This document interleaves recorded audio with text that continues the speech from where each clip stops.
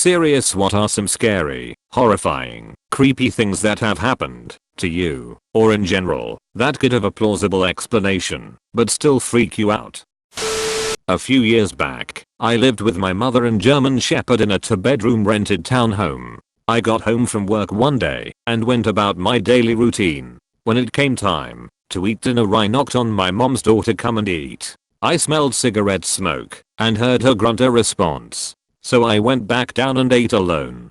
I figured I would just put a plate away for her. Fast forward to about 2 AM. I'm awoken by someone holding my hand and gently shaking it. I immediately shoot straight up and look around. My dog, who is overly protective and sleeps with me every single night, isn't in bed. She isn't even in the room. She most definitely was on my bed when I went to sleep. I sleep with the bedroom door shut and locked. She is scratching at my closed and locked bedroom door from the hallway. Frantic, I bolt for the door, let her in, and she is searching the whole room. I'm now yelling for my mother. No answer. I force my dog to walk down the hallway with me. I still smell cigarette smoke. I bang on my mom's door. No answer.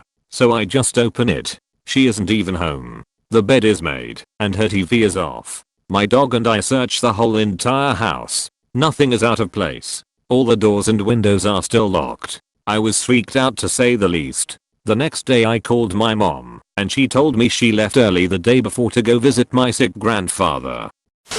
I used to have a penchant for wandering around abandoned buildings when I was in high school. One time a friend and I decided it would be a good idea to explore a farmstead that hadn't been in use for years. The whole experience was really bizarre. The farmstead was accessible by a long gravel road that brought you to a cluster of dilapidated buildings around a central barn. We parked at the end of the gravel road near the turnoff to the main road, so we could walk around the property and just pull out quickly later. We went into the barn first and there were deer bones arranged in a circle around the skull and a bunch of blankets and wood stacked in a corner of the room. We thought it was really cultish and weird, noped out, and started walking back to the car. Halfway down the gravel road we heard crunching, heavy footsteps and someone screeching behind us. Blood-curdling screeching. We sprinted back to my car and tried to peel out of there as fast as possible, but it had snowed the night prior and my back tire was stuck in a puddle of melted snow.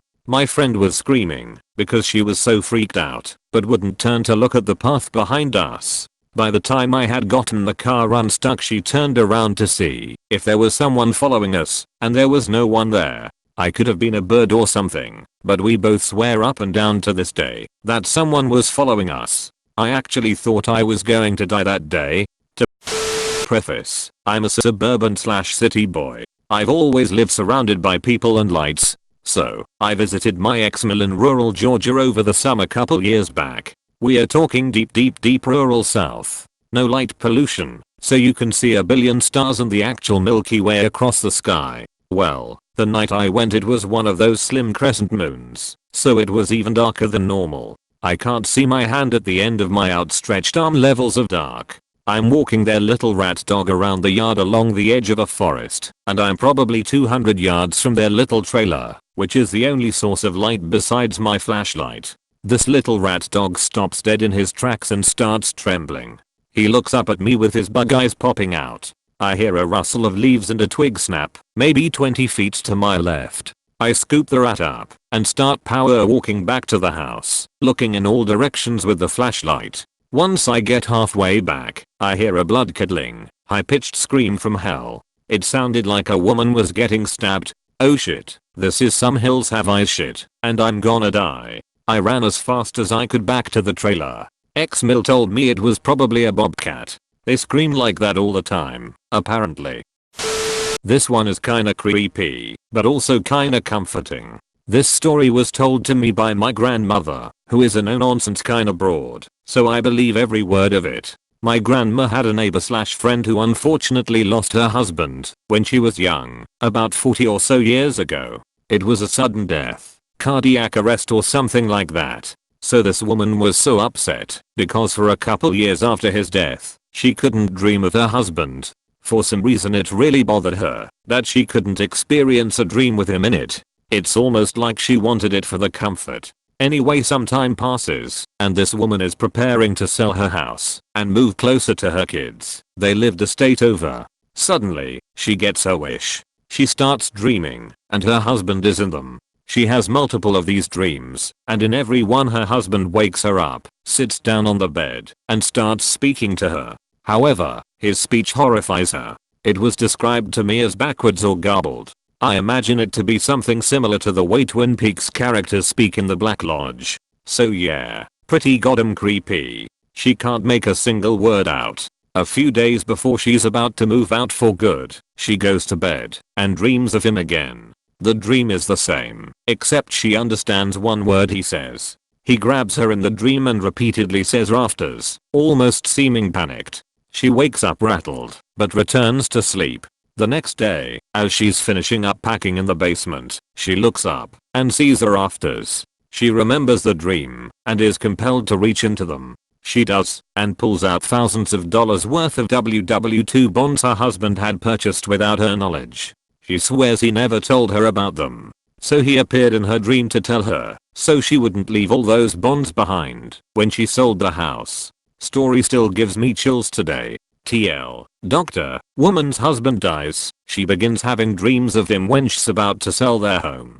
He says the word rafters repeatedly in the last dream, prompting her to look in the basement rafters, where she finds thousands of dollars worth of WW2 war bonds. This is less scary / horrifying / creepy and more unsolved mystery that still bugs me. When I was 5, the tooth fairy came and left me a quarter for my tooth.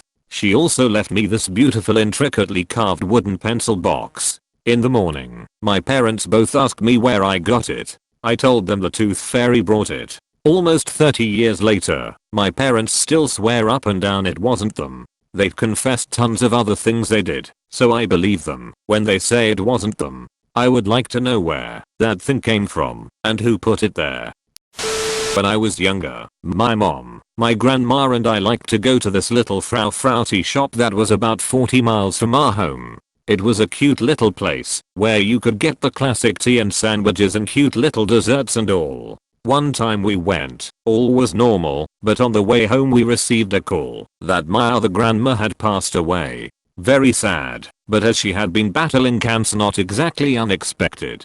The next time we went, a few months later, on the way home we received a call that my uncle had died suddenly of a heart attack. Creepy coincidence for sure, but we still did not think too much of it at the time. We went back a third time a few months after that, and for the third time on the way home, we received the phone call that someone had died. This time it was my grandpa's brother. We never went back to that tea shop again. Now all of these people were elderly and not exactly in the best of health, so them passing away around the same time was not exactly creepy. But the fact that 3 separate times that we went to this place, 3 people died the same day and we received the calls on the way home, makes me think something about that place was cursed. It has since closed, but I'm still nervous to even go to that area to this day. A few years ago I was trying to get hold of my parents for something, can't remember what. Neither of them answered their cell phone, so I called their home phone. The line picked up, and it sounded like someone was talking, but it was very distorted. After about 10 seconds the line disconnected. That was at 9 PM. My parents called me back around 10:30. They had been out at a movie, which had started at 8:30. They live alone. Bonus, if you've watched the first season of Stranger Things, the sounds Joyce hears on the phone are pretty similar to what I heard. Edit, hears, not heads. So, this is going on as we speak, but let's take you back a couple of months to when this all started. One nice warm day, end of August, early September, I go outside and find this little ball of fur/feather/hair and a dangling earring hooked in on my porch. Weird, I thought. I brought it up to my husband and said that there was some weird juju shit on our porch, and it freaked me out. I was not touching it, but it needed to go. He suggested that it was a nice gift from the tomcat next door, or something that our dog dragged home. My dog has never done that before, but hey, a way more logical reason than someone leaving weird juju shit on our porch. Cool. Then last week, this fully intact lower mandible bone of a white-tailed deer shows up on our porch in the exact same place as where the hair/feather/fur ball was placed. Again, I ask my husband about it, and he says that the dog must have brought it with him. Again, something that he's never done but logical. I still wasn't going to touch it. The weird fur/feather/earring pull was still fresh in my mind, and if someone was leaving weird shit on the porch I wasn't going to touch it. Thanks for taking that danger on, hon. It stayed on the porch for a while. Yesterday, I was studying, facing my front door. Around lunchtime, my dog starts freaking out, and I look up, and there's this older, disheveled looking lady, I think, on our porch, who I had never seen before, walking toward our front door. She leaves something on the bench we have out there, and turns around and walks away. After a beat, I get up to grab whatever pamphlet she left on our porch. Except, she didn't leave a pamphlet. She came onto our porch, took the lower mandible bone, and moved it onto the bench, right in the middle of 2 posts of the porch fence, right in line with a bright ray of sunshine. So, now I'm pretty convinced that there is someone leaving weird shit on our porch, and here's hoping we are not cursed.